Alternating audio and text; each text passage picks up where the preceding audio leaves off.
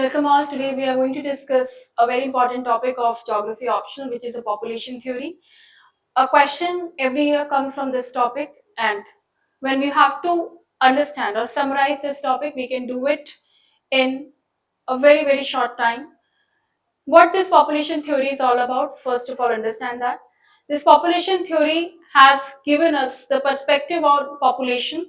For example, if some of this group of the people are saying that population growth is no longer important for the whole environment, then there are some sort of people who are saying that population growth is inevitable and it is good for the environment as a whole.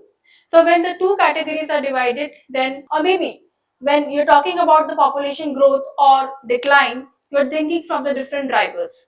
Now when the drivers also become, your population theory also changes. The first thing that I'm going to discuss about the population theory is your very popular one, which you call it as Malthusian theory. Now, Malthusian approach has been asked many times in geography optional. The first thing that it has said that Malthusian has always talked and it has always thought from a pessimist view, where he has always said where population growth is never going to be helpful for the environment as a whole. Why he said so? Because he thinks that the population growth is burdening on the environment. For example, your food. Majorly, he talked about the food. That if the population is growing with the geometric manner, your food productivity grows with the arithmetic manner. So when there is a no coherence, when there is no correlation between both of them, then what will happen? There is going to be imbalance, and with this imbalance, there are going to be problems. But he did not estimate the power of technology, which can be infused in the food productivity. For example, if you've seen in 1960 how the Green Revolution has actually helped in the production of your rice and wheat. Now, how we can neglect the power of the technology? But he could not understand that, and rest is a history. And we all know that how the food production was done and could satisfy the demand of the population which is sustained on the earth. Next approach, which we call it as New Malthusian approach, they also say that it is also not good for the environment that we should have so much of population growth. The population growth can be curbed. But now he also talked about another factor which we call it as more burdening on environment. They talked on this perspective through different reasons. Like Malthusian, they have only focused on food productivity, but he also talked about the mineral resources, he also talked about the environmental degradation, and not only that, they have also taken this to the diseases and pandemics. Now, they have seen that the population growth is not only good, is not good for the environment because it can lead to pandemics, it can lead to epidemics, diseases, and the fighting between the people because of the limited resources. Now comes the next theory, which we call it as demographic transition theory.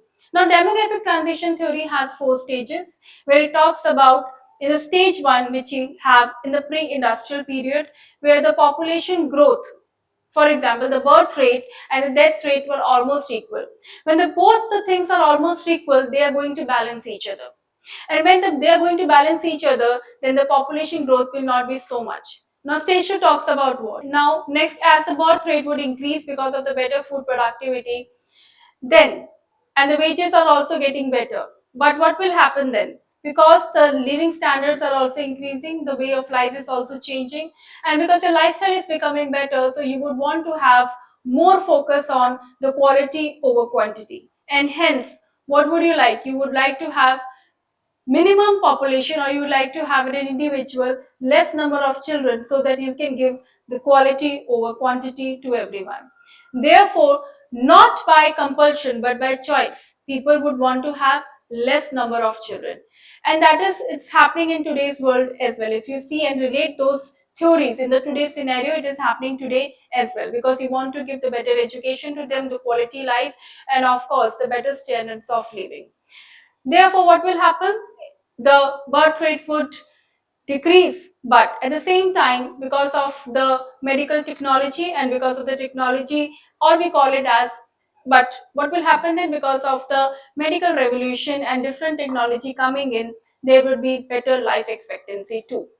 Now comes the stage 4, where your birth rates are low, and also the death rates are also very low, and it will create an inverted kind of pyramids.